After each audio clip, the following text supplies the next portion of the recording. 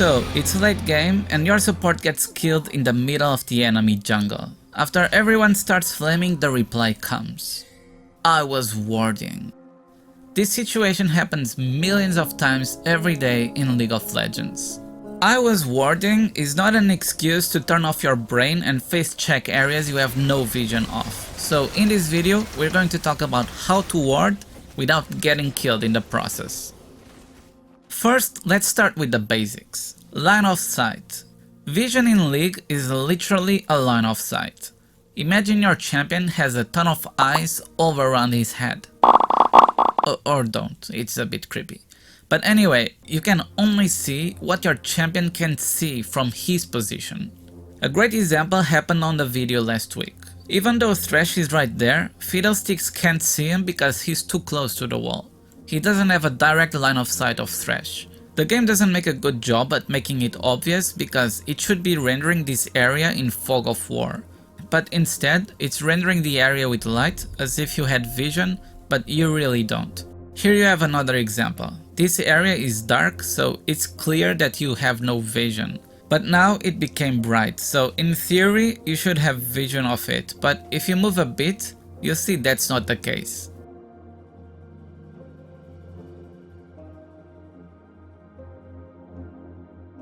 And there's another one.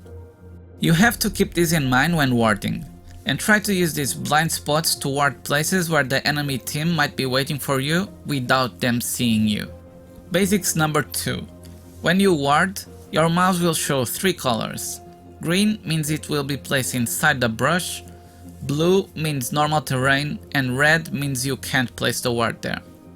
Because of the camera angle, sometimes it looks like you are clicking in the brush, but the ward will be placed outside. This is a way to make sure you place the ward correctly, so remember, if it's not green, it's not in the brush.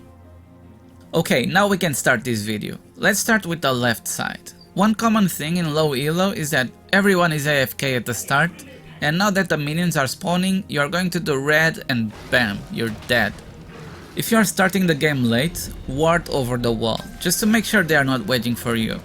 They can still be in the other brush, and for that someone else should ward this way. But yeah, the moral of the story is don't AFK at the start and cover for invades, because ideally you don't want to waste your wards like this. You can ward the Raptor's brush like this. You can use this when you are losing and don't have vision on your own jungle. Even if the enemy team is waiting there, they won't have vision on you. You can see if I swap places with a dummy, no matter where you are in the brush, you simply have no vision on him. This ward is safe to place too, but it won't give you vision of the whole brush. Be careful because they can still be in there.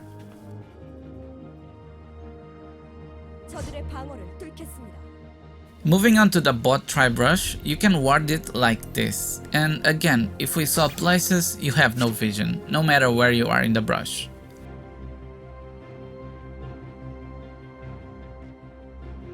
If you are playing bot on the red side and they cleared all your vision, you can ward it over the wall like this from a super safe position. The thing to remember is to never face check a brush for no reason. This is what you don't want to do. Simply walk up to a brush in clear line of sight. Always try to ward from blind spots. You can ward both brushes from the alcoves without showing yourself.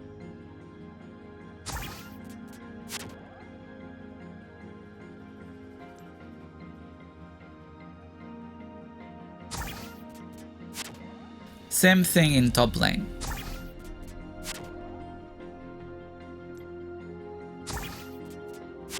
Now this one is a bit tricky, but with some practice you'll get there.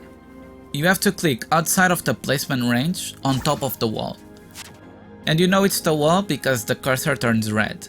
This allows you to ward the enemy tri-brush from the river. Overall it's very helpful, but especially against junglers like Kayn, Zac, Shaco, they like to hang around here when looking for a chance to gank bot lane. And this way, you'll be able to spot them much earlier because if you just have a normal ward in the river, by the time you see them, it's probably too late. You can also ward the bot tri-brush from the dragon pit. Get as close as possible and click when the cursor turns red. Also in the dragon pit, you can ward this brush. Aim just a bit outside the range like this, and the ward will be placed inside even though it's showing the blue color. So yeah, this game has a lot of bugs. You can do the exact same thing in the Baron pit. Aim right at the edge when the cursor is blue and bam, it's inside the brush even though it shouldn't. Same for the top try brush. When you're pushing mid lane, you should always ward over the wall like this to make sure you're not getting flanked. I mean, not just pushing, it's a good ward if you're just defending too. You get the idea.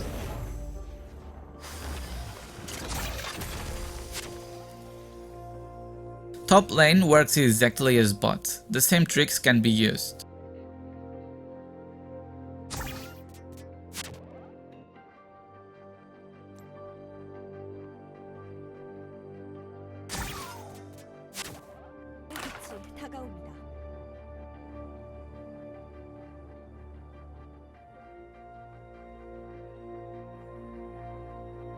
And mid is pretty simple, just ward over the wall, there's no trick here.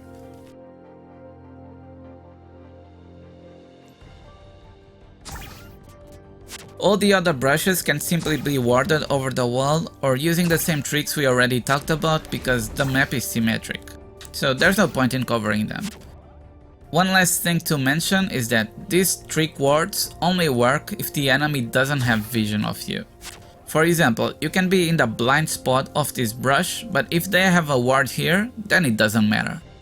When you go for these trick wards, you should always be using the lens sweeper, or at least be with a teammate who's using it, just to make sure the enemy doesn't have vision of that area, and you are able to place the ward without being seen.